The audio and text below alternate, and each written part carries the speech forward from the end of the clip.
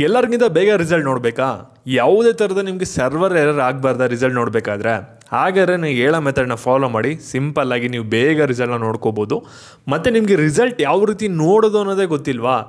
ಈ ಒಂದು ವಿಡಿಯೋನ ಕಂಪ್ಲೀಟಾಗಿ ನೋಡಿ. ನಿಮಗೆ ಈಸಿಯಾಗಿ ಮನೇಲಿ ಕೂತ್ಕೊಂಡು ರಿಸಲ್ಟ್ ನೋಡೋದು ಯಾವ ರೀತಿ ಕೇವಲ ಒಂದೆರಡು ಸ್ಟೆಪ್ಸಲ್ಲಿ ಅನ್ನೋದನ್ನ ಈ ಒಂದು ವಿಡಿಯೋದಲ್ಲಿ ತಿಳಿಸ್ಕೊಡ್ತೀನಿ.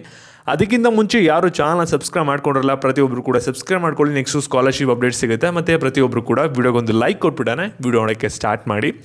ಇಲ್ಲಿ ವಿಡಿಯೋನ ಸ್ಟಾರ್ಟ್ ಮಾಡೋಕ್ಕಿಂತ ಮುಂಚೆ ನಿಮ್ಮ ರಿಸಲ್ಟ್ಗೆ ಎಲ್ಲರಿಗೂ ಕೂಡ ಆಲ್ ದ ಬೆಸ್ಟ್. ನೀವು ಎಷ್ಟು ಅಂದ್ಕೊಂಡಿರ್ತೀರ ಅಷ್ಟು ಮಾರ್ಕ್ಸೇ ನಿಮಗೆ ಬರಲಿ, ಒಳ್ಳೆಯ ರಿಸಲ್ಟೇ ಬರಲಿ ನಿಮಗೆಲ್ಲರಿಗೂ ಕೂಡ. ಇಲ್ಲಿ ನೀವು ರಿಸಲ್ಟ್ ನೋಡಬೇಕಾದ್ರೆ ನೀವು ಫಸ್ಟ್ ನಿಮ್ಮ ಮೊಬೈಲಲ್ಲಿ ಯಾವುದರ ಬ್ರೌಸರ್ನ ಓಪನ್ ಮಾಡ್ಕೋಬೋದಾಗಿರುತ್ತೆ. ಕ್ರೋಮ್ ಆಗಿರ್ಬೋದು, ಫೈರ್ಫಾಕ್ಸ್ ಆಗಿರ್ಬೋದು, ಒಪೆರಾ ಆಗಿರ್ಬೋದು, ಯಾವುದರ ಒಂದು ಬ್ರೌಸರ್ನ ಓಪನ್ ಮಾಡಿ ಇಟ್ಕೊಳ್ಳಿ. ನೀವು ಎಲ್ಲ ಬ್ರೌಸರ್ನೂ ಕೂಡ ಓಪನ್ ಮಾಡಾದ್ಮೇಲೆ ಏನಾಗಿದೆ ಅಂದರೆ ಇಲ್ಲಿ ನಿಮಗೆ ಸ್ಕ್ರೀನ್ ಬಂದ್ಬಿಟ್ಟು ಈ ರೀತಿ ಕಾಣ್ತಾ ಇರುತ್ತೆ. ಇಲ್ಲಿ ಒಂದು ಗೂಗಲ್ ಸಿಂಬಲ್ ಇರುತ್ತೆ, search for or enter address ಅಂತ ಇರುತ್ತೆ, ಈ ರೀತಿ ಕಾಣ್ತಾ ಇರುತ್ತೆ. ಆ ಒಂದು ಆಪ್ಷನ್ ಮೇಲೆ ಜಸ್ಟ್ ಫಸ್ಟ್ ಒಂದು ಕ್ಲಿಕ್ ಮಾಡಬೇಕಾಗಿದೆ. ಕ್ಲಿಕ್ ಮಾಡಾದ್ಮೇಲೆ ನಿಮ್ಗೆ ಏನು ಮಾಡಬೇಕಾಗುತ್ತೆ ಅಂದರೆ ಜಸ್ಟ್ 2 ವರ್ಡ್ಸ್ನ ನೀವು ಇಲ್ಲಿ ಟೈಪ್ ಮಾಡಿದ್ರೆ ಸಾಕು, ನೀವು ರಿಸಲ್ಟ್ನ ಆರಾಮಾಗಿ ಈಸಿಯಾಗಿ ಚೆಕ್ ಮಾಡ್ಕೋಬೋದು. ನೀವು ಫಾಸ್ಟಾಗಿ ಯಾವ ರೀತಿ ರಿಸಲ್ಟ್ನ ಚೆಕ್ ಮಾಡೋದು ಅನ್ನೋದನ್ನು ಕೂಡ ಈ ಒಂದು ವಿಡಿಯೋದಲ್ಲೇ ತಿಳಿಸ್ಕೊಡ್ತೀನಿ. ಮತ್ತು ರಿಸಲ್ಟ್ನ ಯಾವ ರೀತಿ ನೋಡಬೇಕು ಅನ್ನೋದನ್ನು ಕೂಡ ಈ ಒಂದು ವಿಡಿಯೋದಲ್ಲೇ ತಿಳಿಸ್ಕೊಡ್ತೀನಿ. ಇಲ್ಲಿ ಜಸ್ಟ್ ಏನು ಮಾಡಿ ಅಂದರೆ ಕಾರ್ ಅಂತ ಟೈಪ್ ಮಾಡಿ, ಸ್ಪೇಸ್ ಕೊಟ್ಬಿಟ್ಟು ರಿಸಲ್ಟ್ ಅಂತ ಟೈಪ್ ಮಾಡಿ. ರಿಸಲ್ಟ್ ಅಂತ ಟೈಪ್ ಮಾಡಿದ ತಕ್ಷಣ ಸರ್ಚ್ ಕೊಡಿ.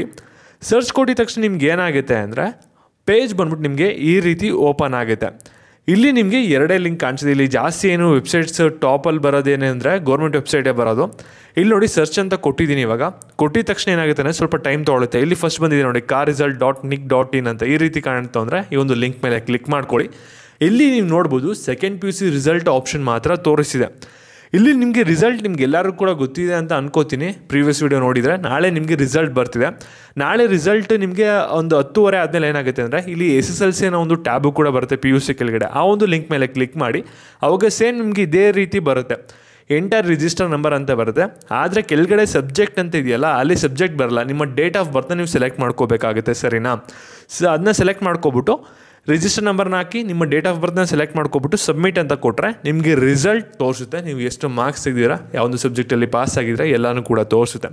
ಫಾಸ್ಟಾಗಿ ನೋಡಬೇಕಂದ್ರೆ ಏನಂದರೆ ನಾಳೆ ನೀವೇನು ಮಾಡಬೇಕಾಗುತ್ತೆ ಅಂದರೆ ಈ ಒಂದು ಕಾರ್ ರಿಸಲ್ಟ್ ಅಂತ ವೆಬ್ಸೈಟ್ ತೋರಿಸೋದಲ್ಲ, ಫಸ್ಟು PUC ಮೇಲ್ಗಡೆ ಒಂದು ಟ್ಯಾಬ್ ಕಾಣ್ತಿದ್ದಲ್ಲ, ಆ ಒಂದು ವೆಬ್ಸೈಟ್ನ ನೀವು ಫಸ್ಟು ಓಪನ್ ಮಾಡಿ ಇಟ್ಕೋಬೇಕು. 10 ಗಂಟೆ ಆಗಿದ ತಕ್ಷಣ ಅಲ್ಲಿ ಸ್ವಲ್ಪ ಎರರ್ ಅಂತ ಸರ್ವರ್ ಡೌನ್ ಆಗುತ್ತೆ 10 ಗಂಟೆ ಆಗಿದ ತಕ್ಷಣ, ಯಾಕೆಂದರೆ ರಿಸಲ್ಟ್ ಅಪ್ಡೇಟ್ ಮಾಡ್ತಾ ಇರ್ತಾರೆ.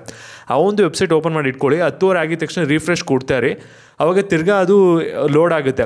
ಅವಾಗ ನೀವು ಜಸ್ಟ್ SSLC ರಿಸಲ್ಟ್ ಬರುತ್ತೆ. ಅಲ್ಲಿ ಟಕ್ಕಂತ ನೀವು ರಿಜಿಸ್ಟರ್ ನಂಬರ್ ಹಾಕಿ ಲೋಡ್ ಮಾಡ್ಕೊಂಡು ನೋಡ್ಕೋಬೋದಾಗಿರುತ್ತೆ. ಆಮೇಲೆ ಈ ಒಂದು ವಿಡಿಯೋ ನಿಮ್ಮ ಪ್ರತಿಯೊಬ್ಬ ಫ್ರೆಂಡ್ಗೂ ಕೂಡ ಶೇರ್ ಮಾಡಿ. ಮತ್ತು ಇದೇ ರೀತಿ ಅಪ್ಡೇಟ್ಸ್ಗಾಗಿ ಚಾನಲ್ ಸಬ್ಸ್ಕ್ರೈಬ್ ಮಾಡ್ಕೊಳ್ಳಿ. Thank you.